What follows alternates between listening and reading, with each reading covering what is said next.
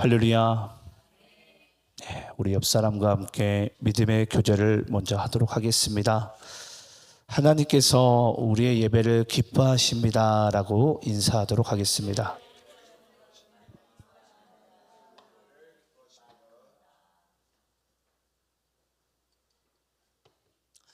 오늘 우리 예배가 하나님께 영광이 되고 우리 모두에게 은혜의 시간 되길 소망합니다. 오늘 우리가 함께 나눌 말씀은 이제 느헤미야라는 말씀인데요. 느헤미야 말씀 가운데 오늘 우리가 함께 나눌 말씀의 주제가 그리스도인의 경계입니다. 이 경계를 다른 단어로는 영어로 바운더리라고 이렇게 이야기를 합니다. 그래서 오늘 그리스도인의 경계, 그리스도인의 바운더리, 오늘 이 주제를 가지고 함께 우리가 말씀을 나눌 때 여러분들의 삶 가운데 이 말씀이 능력으로 생명으로 역사되기를 간절히 축원합니다. 여러분, 인간이 먹는 것 중에 수천 년이 지나도 썩지 않는 것이 있습니다. 혹시 그게 무엇인 줄 아십니까? 인간이 입으로 먹는 것 중에 수천 년이 지나도 썩지 않는 게 있다 그래요. 혹시 무엇인 줄 아세요? 바로 꿀입니다. 여러분, 이 꿀은요, 수천 년이 지나도 인간이 먹을 수 있다 그래요. 몇 년 전에 피라미드에서 3천 년이 더 지난 꿀이 발견된 적이 있는데 그 꿀을 발견된 후에 실제 먹어보니까 맛있더라는 거죠. 예. 그런데 여러분, 이 꿀이 썩지 않는 이유가 있어요. 썩지 않는 이유가 뭐냐면요, 바로 그 꿀이 가지고 있는 높은 농도와 점성 때문입니다. 그 높은 농도와 점성이요, 쉽게 이야기하자면 하나의 경계, 막을 이루는 거예요. 그래서 미생물이나 불순물이 그 꿀을 침투할 수 없다고 그럽니다. 그런데 여러분, 그 꿀마저도 만약에 그 막이 무너져 버린다면, 보관이 만약에 정말 제대로 되지 않는다면 또 썩을 수도 있겠죠. 그만큼 여러분, 우리 그리스도인의 삶 가운데도 이 경계라는 이 막은요, 상당히 중요합니다. 그래서 그리스도인의 이 울타리와 경계가 무너지면 꿀송이보다도 더한 하나님의 말씀이 우리의 삶 가운데 역사되어지기보다는 우리가 이 세상의 공격으로부터 무너질 수밖에 없는 그런 인생을 우리는 살아갈 수밖에 없습니다. 여러분, 하나님께서는 창세기 말씀 보게 되면 인간에게 자유를 주십니다. 근데 하나님께서 인간에게 그 자유를 주시되 그 또한 뭘 주시죠? 선악과를 주세요. 이 선악과가 뭐냐면요, 바로 하나님과 인간 사이의 경계입니다.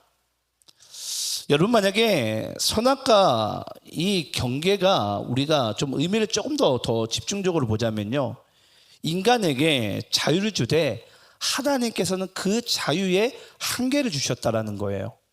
그게 바로 선악과입니다. 그래서 그 선악과는 하나님과 우리 사이의 관계에 있어서 우리에게 자유를 주셨는데 그 자유에 대한 한계가 있지 않으면 그 관계가 결국은 파괴될 수밖에 없고, 또 하나님께서 우리에게 주신 그 자유는 방종이 되고, 또 하나님과 우리 사이의 관계는 결국은 무너지고 파괴되고 맙니다. 그게 바로 오늘 본문에서 여러분들이 보신 바와 같이 느헤미야 그 예루살렘 성벽이 완전히 무너진 것을 볼 수 있는 것인데, 그게 바로 하나님과 당시 이스라엘 백성들의 관계가 무너진 거예요. 뭐가 무너지니까? 경계가 무너지니까, 바운더리가 무너지니까. 그래서 우리 인생에 있어서 이 바운더리, 경계라는 것은요, 우리가 쉽게 이야기하기에는 관계 차단이라고 생각할 수 있는데, 경계라는 단어를. 근데 여러분, 이 경계라는 단어는 관계의 차단이 아니라 더 건강한 관계의 시작인 줄을 믿습니다. 우리 한번 함께 따라해 볼까요? 경계는 관계의 단절이 아니라 건강한 관계의 시작입니다. 그래서 오늘 느헤미야 말씀을 중심으로 해서 우리 오늘 그리스도인의 경계에 대한 말씀을 세 가지를 가지고 좀 함께 나눠보겠는데요. 이 그리스도인의 경계의 세 가지의 세 가지가 여러분들의 삶 가운데 저는 은혜로 뿌리내리기를 간절히 축원합니다. 첫 번째, 그리스도의 삶은 정체성의 경계가 필요합니다. 우리 한번 느헤미야서 3장 1절과 32절 말씀을 함께 한번 읽어보도록 하겠습니다. 느헤미야서 3장 1절과 32절입니다. 3장의 첫 부분과 끝 부분인데요. 우리 함께 한번 읽도록 하겠습니다. 시작. 그때 대제사장 엘리야십이 그의 형제 제사장들과 함께 일어나 양문을 건축하여 성별하고 문짝을 달고 또 성벽을 건축하여 한메아 망대에서부터 하나넬 망대까지 성별하였고 성 모퉁이 성루에서 양문까지는 금장색과 상인들이 중수하였느니라. 아멘. 여러분, 우리 신앙생활을 조금 이제 하신 분들은 다 아시지만 이스라엘은 솔로몬 왕 이후로부터는 남과 북이 나뉘어지게 됩니다. 그 남과 북이 나뉘어진 것은 더 이상 이스라엘이 하나님을 유일신 하나님으로 믿지 않았기 때문입니다. 그래서 북은 아수르로부터 멸망을 당하게 되고 남은 바벨론으로부터 멸망당해 포로 시대를 겪게 됩니다. 근데 그 남유다 백성들이 바벨론으로 포로 시대를 겪는 동안에 또 바벨론이 훗날 페르시아, 오늘날 이란이죠. 페르시아로부터 멸망을 또 당하게 됩니다. 근데 그 페르시아가 그 바벨론 땅을 치리할 때에 그때 느헤미야라는 사람이 페르시아 아닥사스다 왕의 술관원으로, 술관원장으로 쓰임 받게 됩니다. 뭐 술관원장이다 이러면 우리가 뭘 중요한 직책일까 싶지만은 당시에 오늘날로 따지면 대통령 비서실장 정도의 그런 직위를 가지고 있는 자입니다. 근데 그 느헤미야를 통해서 하나님께서 이제 이스라엘 예루살렘을 회복하길 원하시는데 뭘 만들게 하시냐면요, 무너진 성벽을 재건하라는 것이었어요. 여러분, 이스라엘이 예를 들어서 멸망당했고 무너져 있지만 뭐 세울 것이, 여러분, 회복할 것이 한두 가지였겠습니까? 근데 하나님께서 느헤미야를 통해서 회복하기 원하셨던 것은 첫 번째가 바로 경계였다라는 거예요. 바운더리. 그 성벽을 뭐하라? 가장 먼저 세워라. 그걸 하나님께서 느헤미야에게 말씀을 하신 거예요. 여러분, 이 경계라는 것을 여러분들께 제가 조금 더 집중적으로 말씀드리면요, 하나님께서 느헤미야를 통해서 만들기 원하셨던 것은 예루살렘 성벽 경계예요. 근데 여러분, 이 성벽은요, 경계이기도 하겠지만 이제 여기까지는 한마디로 우리 땅이라는 거죠. 또는 한마디로 예루살렘 성 안과 밖이 나뉘어지죠. 뭘로 인해서? 성벽으로 인해서. 근데 그 성벽은 우리가 경계의 의미도 있겠지만은 구별의 의미도 있고 또 성별의 의미도 있습니다. 그러니까 하나님께서 우리를 이 땅에 발 딛고 살아가되 우리를 무엇으로 부르셨죠? 교회로, 성도로 부르셨어요. 그게 뭐입니까? 우리의 경계, 바운더리예요. 그러니까 하나님께서 우리를 뭐 하신 거예요? 구별하신 것이고 성별하신 것이고 우리에게 이 세상으로부터의 경계를 주신 거예요. 근데 제가 다시 말씀드리지만 경계를 세상과의 단절로 이해하시면 안 됩니다. 제가 아까 경계는 관계 단절이 아니라 뭐라고 그랬죠? 건강한 관계 시작이라고 그랬어요. 그래서 하나님께서는 우리를 구별하셨고 성별하셨는데, 그럼 여러분 잘 보세요. 이 성벽의 의미가 구별과 성별이에요. 네가 앞으로 하나님의 교회로, 하나님의 자녀로, 그리스도인으로 살아가라고. 근데 여러분, 성벽을 만들고 난 다음에는 반드시 우리가 뭘 만들어야 됩니까? 문을 만들어야 돼요. 문을 만들지 않으면 뭐가 되죠?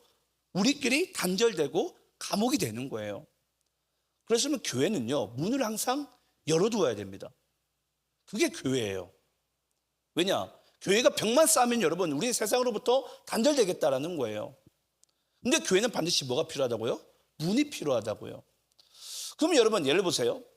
성 안이 있는데, 성벽이 있는데 그 성벽에는 문이 있어요. 그 문이 하는 역할은 여러분 뭐죠? 거절과 수용이 이루어집니다. 그 문이 하는 역할이. 그 문을 통해서 우리 무언가를 거절해야 되고요. 들어오지 못하게끔. 또 그 문을 통해서는 뭘 해야 됩니까? 수용을 해야 돼요. 그러면 우리가 무언가 거절을 하고 수용을 하는 데 있어서는 반드시 뭐가 필요합니까? 기준이 필요하죠. 기준. 네. 지금 이스라엘이 여러분 성벽이 무너진, 이스라엘 나라가 무너진 이유가 뭐예요? 그 기준이 세워져 있었더라면은 그 성벽은 무너지지 않았습니다. 근데 그 기준이 무너지다 보니까 결국은 성벽이 무너지고, 그 성벽은 결국은 우리의 정체성이자 우리의 경계, 우리의 성별, 우리 구별이 무너지게 된 거예요. 그게 바로 오늘날 이스라엘의 모습이자 오늘날 우리 교회 안에서도 과연 우리에게 이 정체성이, 경계가 우리에게 지금 건강하게 세워져 있는지 우리가 하나님 안에서 반드시 점검해야 될 줄을 믿습니다. 그러면 결국은 우리에게 이 문이라는 것은 우리가 내 삶의 거절과 수용에 있어서 그 문의 어떤 기준으로 해서 이루어지는데, 그 기준이 여러분 우리의 삶 가운데 매우 중요하다라는 거죠. 우리 한번 요한복음 10장 7절 말씀 읽어볼까요? 자, 요한복음 10장 7절입니다. 우리 한 목소리 읽어보도록 하겠습니다. 함께 있습니다. 시작. 그러므로 예수께서 다시 이르시되 내가 진실로 진실로 너희에게 말하노니 나는 양의 문이라. 자, 여러분, 아까 제가 말씀드렸지만 문은 거절과 수용이 이루어진다 그랬어요. 근데 그 문에 거절과 수용이 이루어지는 것만큼이나 중요한 것은 기준이 중요하죠. 기준이 없으니까 무엇을 거절해야 될지, 무엇을 수용해야 될지를 모르는 거예요. 오늘날 그리스도인의 삶이 무너진 이유가 바로 거기에 있습니다. 내가 무엇을 거절해야 될지, 무엇을 수용해야 될지에 대한 기준이 바로 세워져 있어야 되는데, 그 기준이 보니까 요한복음 10장 7절에 보니까 문이 결국 누구라고 얘기하고 있죠? 나다. 예수 그리스도다. 그 예수 그리스도가 결국은 하나님의 말씀 아닙니까? 말씀이 육신이 되어 이 땅 가운데 오신 분. 그러니까 결국은 우리의 삶의 기준은 말씀이자 예수예요. 예수. 그 기준이 무너지면요, 우리는 이 땅에 발을 딛고 살아가면서 무엇을 수용해야 될지, 무엇을 거절해야 될지 그 기준이 무너지니까 무분별하게 우리의 영 가운데 침투를 하는 거예요. 그냥 아무나 드나드는 거예요. 뭐 귀신이 드나든지 누가 드나든지 모를 만큼. 그만큼이야. 그러면 우리 교회와 성도들 삶 가운데는 이 기준이라는 게 중요하고, 그 문의 기준이 우리의 삶 가운데 매우 중요하다는 것입니다. 근데 여러분, 이 문을 보니까 당시에 느헤미야를 통해서 예루살렘 성벽이 중수되게 되는데요, 그 중수될 때 당시에 이 문이 총 12개에서 13개가 만들어졌다고 합니다. 문이, 성벽에. 엄청나게 큰 성벽이겠죠. 문이 12개에서 13개 정도 만들어졌으니까. 근데 오늘 이 본문에 보시게 되면 아까 우리 느헤미야 3장 1절 말씀 볼까요? 1절에 보게 되면 그들이 성벽을 만들고 문을 만드는데, 그 문의 시작이 보면 어떤 문에서 시작되죠? 양문으로, 한마디로 문이 시작됩니다. 양문으로 시작해가지고 성벽이 만들어지는데요, 우리 3장 32절 말씀 볼까요? 32절에 보시게 되면요, 또 이 공사 마무리가 어떤 문으로 마무리되게 되죠? 양문으로 마무리되게 돼요. 우리가 복음서에 보게 되면요, 에베소서 말씀인가요? 우리가 이스라엘 백성들이, 유대인들이 건축을 할 때는 건축의 그 건축자의 그 모퉁이돌로부터 건축이 지어지기 시작해서 모퉁이돌을 마지막에 끼워 넣음으로 그 건축이 완성이 돼요. 여기도 보니까 성벽을 쌓아 올라가는데 양문으로부터 공사가 시작되더니 양문으로부터 공사가 마무리가 되게 돼요. 근데 여러분, 여기서 등장하는 이 양문이 당시에는 북문이었거든요. 예루살렘 성벽에서 북쪽이었어요. 북문. 근데 그 북문이었던 양문이요, 당시에 뭐가 드나들었냐면 하나님께 예배를 드릴 때 짐승이 드나들었다 그래요. 한마디로 예물이. 결국 뭘 얘기하는 겁니까? 예배의 문이었어요. 예배의 문. 그러니까 여러분, 하나님께서 지금 느헤미야를 통해서 세우기 원하셨던 것은 결국 뭡니까? 성벽. 너희들이 하나님께 구별된 존재다. 그 정체성을 뭐 하라는 거죠? 회복하라. 근데 너희들의 그 삶의 정체성에서는 뭐가 중요하다? 기준이 중요하다. 그 기준이 바로 예수이자 하나님의 말씀이라는 거예요. 근데 그 모든 것에 있어서 그 문은 결국은 무엇으로부터 시작됐다? 양문으로부터 시작됐다. 그게 바로 예배로부터 시작해서 예배로부터 마무리가 되는 거예요. 여러분, 우리의 정체성은요, 하나님의 자녀이자 예배자입니다. 하나님의 백성이자 예배자예요.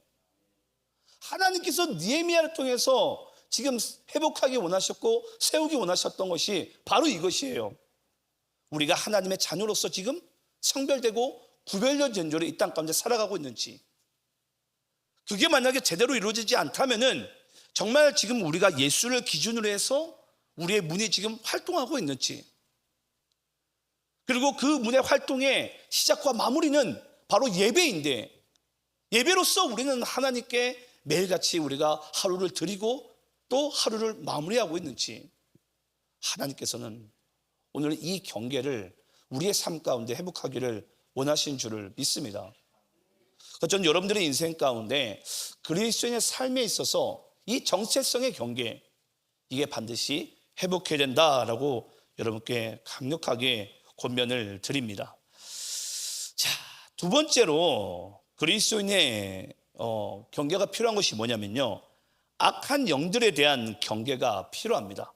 악한 영들에 대한 경계가 필요한데요, 느헤미야서 4장 4절부터 5절까지 말씀을 우리 한번 함께 한 목소리로 읽도록 하겠습니다. 느헤미야 4장 4절부터 5절입니다. 함께 한 목소리 읽겠습니다. 시작. 우리 하나님이여 들으시옵소서. 우리가 업신여김을 당하나이다. 원하건대 그들이 욕하는 것을 자기들의 머리에 돌리사 노략거리가 되어 이방에 사로잡히게 하시고, 주 앞에서 그들의 악을 덮어두지 마시며 그들의 죄를 도말하지 마옵소서. 그들이 건축하는 자 앞에서 주를 노하시게 하였음이니이다 하고.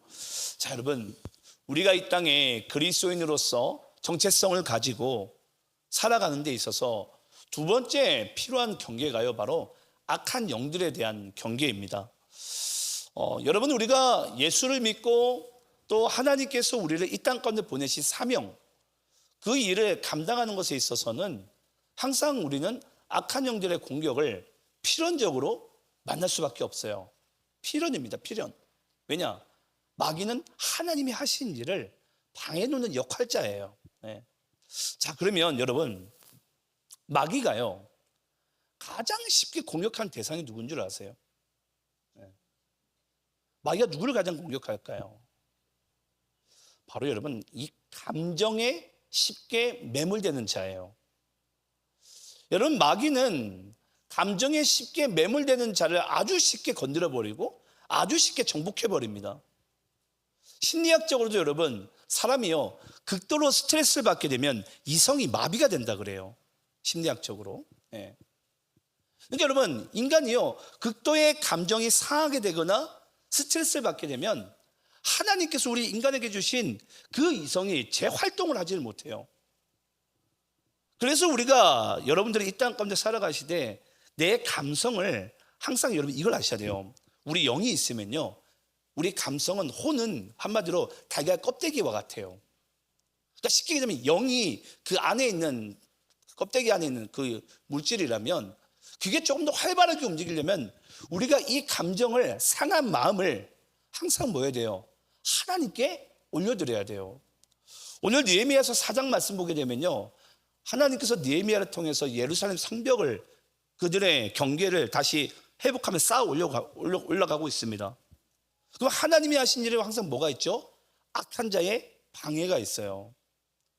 그때 여러분, 느헤미야가요 자기 감정이, 악한 영들이 공격을 하니까 옆에서 자꾸 쿡쿡 찌르니까 그 감정에 매몰되지 않고 느헤미야가 하는 행동을 잘 보시기 바래요. 4절 말씀 보게 되면요, 우리 하나님이여 들으시옵소서. 자기의 그 상한 감정의 마음을요 하나님께 올려드리는 거예요.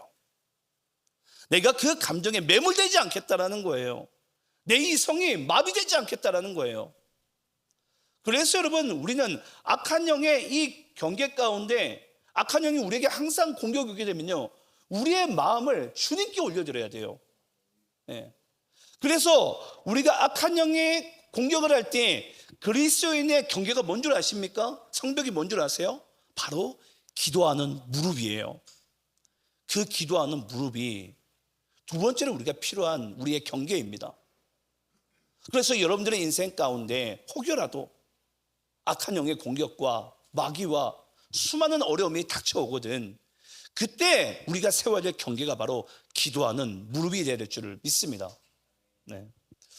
우리 한번 신명기서 25장 17절부터 18절 말씀을 좀 읽어볼 텐데요, 악한 영이 또 두 번째로 잘 공격한 자들이 있습니다. 우리 한번 이 말씀을 한번 교독하면서 읽어볼게요. 제가 17절 읽겠습니다. 신명기서 25장 17절부터 18절입니다. 제가 17절 읽어볼게요. 너희는 애굽에서 나오는 길에 아말렉이 내게 행한 일을 기억하라. 곧 그들이 너를 길에서 만나 내가 피곤할 때에 내 뒤에 떨어진 약한 자들을 쳤고 하나님을 두려워하지 아니하였느니라.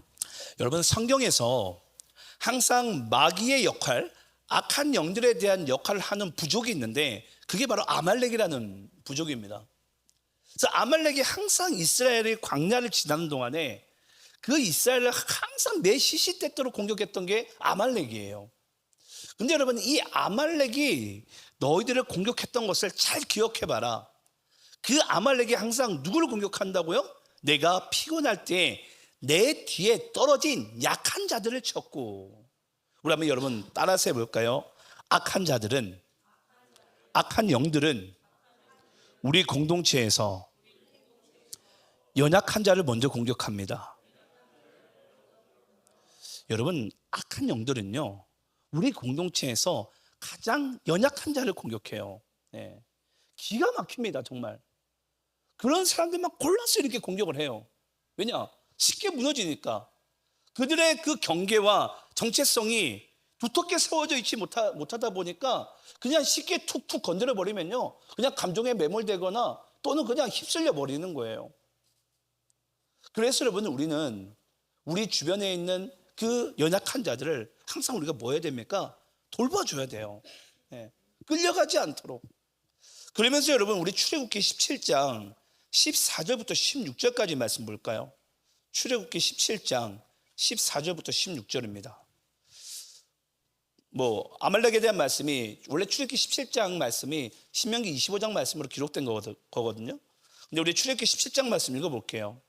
14절부터 16절까지 교독하면서 읽겠습니다. 여호와께서 모세에게 이르시되 이것을 책에 기록하여 기념하게 하고 여호수아의 귀에 외워 들리라. 내가 아말렉을 없이하여 천하에서 기억도 못하게 하리라. 모세가 제단을 쌓고 그 이름을 여호와 니시라 하고 16절 함께 있습니다. 시작. 이르되 여호와께서 맹세하시기를 여호와가 아말렉과 더불어 대대로 싸우리라 하셨다 하였더라. 여러분, 항상 악한 영들이 누굴 먼저 공격한다고요? 약한 자들. 근데 여러분, 이 약함이라는 걸 좀 생각을 해볼게요. 여러분, 우리 사람마다 약함이 다 다릅니까? 다 같습니까? 다 다르죠. 어떤 사람은 돈에 약하고요, 어떤 사람은 음란한 것에 약하고요, 어떤 사람은 성공에 약하고요, 어떤 사람은 물질에 약해요. 네. 다 달라요. 그러니까 쉽게 이야기하자면 우리 모두가 암암리의 악한 영들의 공격의 대상이 될 수 있다는 거예요. 그래서 여러분, 아말렉, 악한 영을 쉽게 이야기하자면 인간이 이길 수 있는 힘은 없습니다. 예. 그래서 여러분, 그 아말렉과 이스라엘이 전쟁하게 될 때 그때 모세가 뭘 하게 되죠? 산에 올라갑니다. 산에 올라가서 뭐 합니까? 무릎을 꿇죠. 무릎을 꿇은 다음에 뭐예요? 이 지팡이를 하늘 높이 드는 거예요. 근데 이 모세팔이 피곤할 때, 약할 때 내려오니까 뭐 합니까? 아말렉이 또 이기고 있는 거예요. 약해지니까. 그때 하나님께서 아주 두 사람을 훌륭하게 사용하시잖아요. 아론과 훌이 그 오른손과 왼팔을 붙잡고 팔을 올려버리는 거예요. 연약한 걸 뭐 한다는 거예요? 연약한 거를 세워주고 도와주는 거예요. 섬겨주는 거예요. 그때 여러분 그 약함이 그 악한 자를 이겨버리게 되는 거예요. 예. 여러분 교회에서는요, 우리가 바로 세워져야 될 것이 바로 그거예요. 우리가 악한 자들이 항상 공격을 하게 될 때 우리가 하나님 앞에 감정에 매몰되지 않고 하나님 앞에 기도의 무릎이 그 경계가 세워져야 되는데, 그게 중요한 것은 우리가 기도를 홀로 하더라도 얼마든지 우리 또한 약하기 때문에 무너질 수 있어요. 그래서 우리가 기도의 무릎을 가지되 서로 중보해주고 서로 우리가 합심해서 함께 하나님 앞에 나아갈 때 하나님께서 우리의 기도를 들으시사 우리의 연약함을 그 악한 영으로부터 매몰리지 않고 공격당하지 않고 우리가 능히 서게 되는 줄을 믿습니다. 우리 한번 느헤미야서 4장 14절 말씀 읽어볼까요? 느헤미야서 4장 14절입니다. 우리 한번 한 목소리로 함께 한번 읽어보도록 하겠습니다. 함께 있습니다. 시작. 내가 돌아본 후에 일어나서 귀족들과 민장들과 남은 백성에게 말하기를 너희는 그들을 두려워하지 말고 지극히 크시고 두려우신 주를 기억하고 너희 형제와 자녀와 아내와 집을 위하여 싸우라 하였느니라.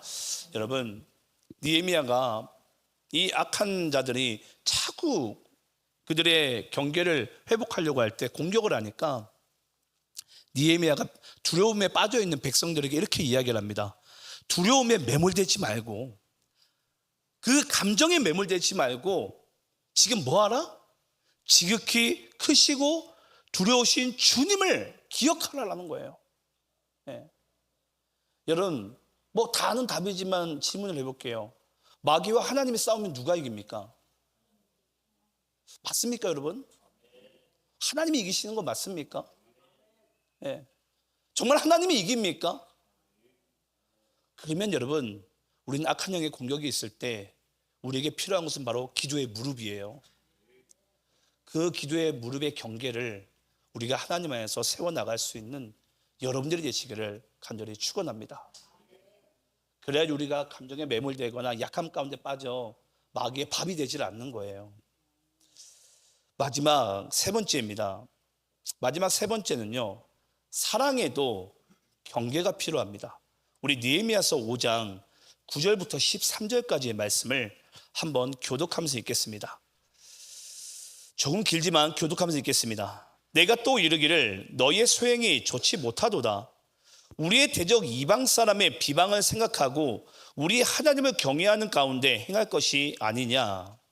나와 내 형제와 종자들도 역시 돈과 양식을 백성에게 구워 주었거니와 우리가 그 이자 받기를 그치지. 그런즉 너희는 그들에게 오늘이라도 그들의 밭과 포도원과 감나눔과 집이며 너희가 구워준 돈이나 양식이나 새 포도주나 기름의 100분의 1을 돌려보내라 하였더니, 그들이 말하기를 우리가 당신의 말씀대로 행하여 돌려보내고 그들에게 아무것도 요구하지 아니하리이다 하기로 내가 제사장들을 불러 그들에게 그 말대로 행하겠다고 맹세하게 하고. 13절 있습니다. 시작. 내가 옷자락을 털며 이르기를 이 말대로 행하지 아니하는 자는 모두 하나님이 또한 이와 같이 그 집과 산업에서 털어버리실지니 그는 곧 이렇게 털려서 빈손이 될지로다 하매 회중이 다 아멘하고 여호와를 찬송하고 백성들이 그 말한 대로 행하였느니라. 아멘. 여러분, 우리가 세 번째로 세워야 될 경계가 뭐냐면요, 바로 사랑에도 경계가 필요합니다. 오늘 여러분들이 읽으신 느헤미야서 5장 9절부터 13절까지 말씀의 배경은 이와 같아요. 하나님께서 느헤미야를 통해서 그리스도인의 정체성을 회복하기 위해서 성벽을 쌓아 올라가는데요, 악한 영들은 외부적인 공격이잖아요. 근데 성벽을 쌓아 올라가다 보니까 내부적인 문제가 발생하게 된 거예요. 그 내부적인 문제가 뭔가 하니 보니까 그 성벽을 공사하는 동안에 흉년이 들게 되는데, 예루살렘 땅에 그때 귀족들과 민장들, 그들이요 함께 성벽을 쌓아가는 일반 백성들에게 그들이 흉년이 드니까 누군가로부터 돈을 꿀 수밖에 없는 거예요. 그러니까 높은 고리대금으로 인해서 그들이 때로는 그 가난한 백성들이 그 민장들과 귀족들에게 자기 자식들마저 딸마저 파는 말도 안 되는 일이 벌어지게 된 거예요.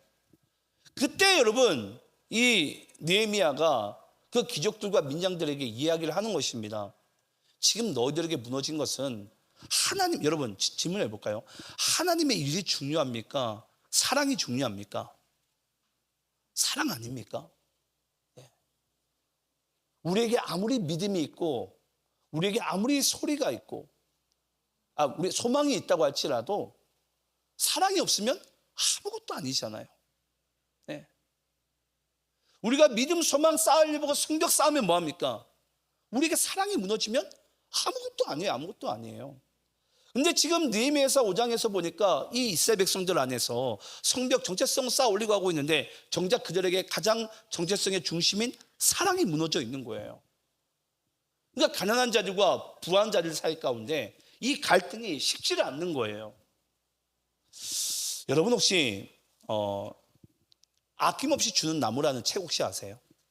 예, 우리 쉘 실버스타인이라는 저자가 쓴 책인데요. 이 아낌없이 주는 나무의 책 내용이 이와 같습니다. 한 소년이 있는데요. 그 소년이 어릴 때 그 나무에게 가가지고 항상 뭐 하죠?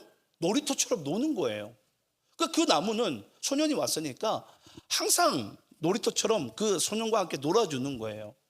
근데 나중에 그 소년이 보니까 청년이 됐네요. 청년이 그 나무에게 이야기를 합니다. 내가 지금 돈이 필요하다고. 근데 아낌없이 주는 나무가 뭐라고 이야기하죠? 열매를 떼가지고 가가지고 팔아서 돈을 벌라고. 그래서 청년 시기를 잘 지냅니다. 근데 나중에 그 청년이 장년이 됐네요. 장년이 됐을 때 또 나무에게 찾아옵니다. 나에게 집이 필요하다고. 또 나무가 얘기합니다. 내 가지를 잘라다가 집을 만들라고. 근데 그 소년이 나중에는 보니까 또 나이가 들어서 중년이 됐네요. 그 중년이 돼서 또 얘기합니다. 지금 내가 여행을 가고 싶은데 배가 필요하다고. 그거 어떻게 합니까? 내 기둥이라도 잘라서 가져가라고. 이제 뭐만 남았죠? 구루터기만 남았어요. 네. 나중에 그 소년이요, 여행이 다 끝났나 봐요. 노년이 되고 와서 꼭 또 그 나무에게 찾아옵니다. 내가 이제 나이가 들었고 할 수 있는 게 아무것도 없다고. 그때 아낌없이 주는 나무가 이렇게 얘기를 하죠. 그러면 여기 내가 남은 게 이제 이거밖에 없는데 너 잠시 앉아서 쉬었다 갈래? 어떤 분들은 그러더라고요. 우리가 아낌없이 준 나무와 같이 살아가자. 근데 여러분 이게 맞나요? 제가 이 책에 대한 어떤 평론가가 이런 글을 적어 놓은 걸 봤어요. 어떤 내용이었냐면요. 아낌없이 주는 나무는 너무나도 이기적이다. 자기 만족과 자기 이미지를 관리하기 위해서 자기는 이미지를 좋게 관리하고 좋은 나무로 쓰임받는지 모르겠지만 이 소년은 완전히 싸가지가 없고 지밖에 모르는 그런 인간으로 한마디로 전락시켜버렸다. 그렇게 평론하는 평론가가 있더라고요. 여러분, 사랑이 그렇습니다. 사랑은 여러분 뭐가 필요하죠? 경계가 필요해요. 네. 얼마 전에 재욱 형제가 저한테 그랬나요? 오늘날 우리 대한민국 사람들이 강아지를 많이 키우잖아요. 자기는 자기 강아지를 사랑한대요. 네. 그런데 그 강아지를 보니까 사람들이 자식처럼 키운다고 착각은 하는데 보니까 조카처럼 키우고 있는 거예요. 쉽게 이야기하자면 그 사랑에도 여러분 통제가 있고요. 그 사랑에도 보니까 우리가 어떤 갖춰져야 될 것들이 있어요. 무분별하게 무조건적으로 주는 게 여러분 그게 사랑이 아니라는 거예요. 여러분 예수님께서는 분명히 우리가 복음서에 보시게 되면 예수님께서는 분명히 우리에게 수용하신 것은 수용하시되 거절하실 것은 마땅히 거절하십니다. 그게 예수님께서 우리에게 가르쳐 주신 사랑이에요. 여러분들은 지금 어떤 사랑을 하고 계십니까? 나의 이익과 나의 이미지 관리와 나의 어떤 성공을 위해서 혹시 여러분들은 누군가를 사랑하고 있지는 않습니까? 그 사랑의 방식이 또 정당하다고 여러분 생각하고 있지는 않습니까? 여기서 느헤미야는요 하나님께 세워지고 바쳐져야 될 그런 것들은 성실하게 이루어져 나갑니다. 하지만 느헤미야가 여러분 한번 5장 14절 말씀 읽어볼까요? 우리 함께 한번 읽어볼까요? 느헤미야서 5장 14절 우리 함께 한번 읽겠습니다. 시작. 또한 유다 땅 총독으로 세움을 받은 때 곧 아닥사스다 왕 제20년부터 제32년까지 12년 동안은 나와 내 형제들이 총독의 녹을 먹지 아니하였느니라. 여러분 느헤미야는요 성벽을 짓다 보니까 가난한 자와 부한 자의 그 빈부의 격차가 갈등을 넘어서 이건 도무지 성벽을 못 쌓아 올리겠는 거예요. 그래서 느헤미야가 결정을 합니다. 그 예루살렘 성벽을 쌓는 12년 총독 기간 동안에 그 총독의 녹을 받지 않는 거예요. 그러면서 자기에게 가지고 오는 뭐 소나 살진 짐승을 백성도가 다 나누어 먹습니다. 그게 느헤미야예요. 자 여러분, 느헤미야가 여기 가지고 있는 사랑의 경계가 뭔 줄 아십니까? 지금 느헤미야에게 세워져 있는 사랑의 경계가 여러분 뭔 줄 아십니까? 우리 9절 말씀을 볼까요? 5장 9절 5장 9절 말씀을 여러분 잘 보시기 바라요. 함께 한번 읽어볼까요? 시작. 내가 또 이르기를 너희의 소행이 좋지 못하도다. 우리의 대적 이방 사람의 비방을 생각하고 우리 하나님을 경외하는 가운데 행할 것이 아니냐. 9절 말씀 잘 띄워주세요. 여러분 9절 말씀 잘 보시기 바라요. 내가 또 너희에게 이르기를 너희의 소행, 너희의 사랑의 방식이 그게 뭐하지 못하다? 좋지 못하다. 너희들이 지금 관계는 반드시 사랑이 밑바탕 되잖아요. 그러니까 너희들의 관계하는 그 사랑의 방식이 옳지 못하다라는 거예요. 그러면서 느헤미야가 12년 동안 총독의 녹을 받지 아니하고 그 백성들의 사랑하는 그 사랑의 경계가 무엇입니까? 하나님을 경외하는 마음 가운데 사랑하는 거예요. 여러분, 이 땅에 누군가를 사랑하시되 하나님을 경외하는 마음 가운데 사랑하시기를 간절히 축원합니다. 예. 나의 이익과 나의 이미지와 정욕이 아니고요. 하나님을 경외하는 마음 가운데 누군가를 그 대상을 사랑하시기 바라요. 이게 바로 우리가 회복해야 될 사랑의 경계입니다. 마지막으로 요한복음 13장 35절 말씀 읽고 마치겠습니다. 우리 요한복음 13장 35절입니다. 함께 읽겠습니다. 시작. 너희가 서로 사랑하면 이로써 모든 사람이 너희가 내 제자인 줄 알리라. 저는 우리 그리스도인의 경계에 있어서 마지막으로 세워야 될 것이 사랑의 경계인데요. 이 사랑의 경계가 바로 세워질 때 결국은 우리의 정체성이 함께 회복됩니다. 우리가 그리스도의 제자인 줄을 정체성이 회복된다라는 거예요. 그렇게 보여진다라는 거예요. 그래서 오늘 이 세 가지의 경계, 그리스도인의 경계, 여러분들의 인생 가운데 회복되어짐으로 주님께 그렇게 쓰임받는 또 그렇게 살아가는 우리 모두 되기를 간절히 축원합니다. 기도하겠습니다.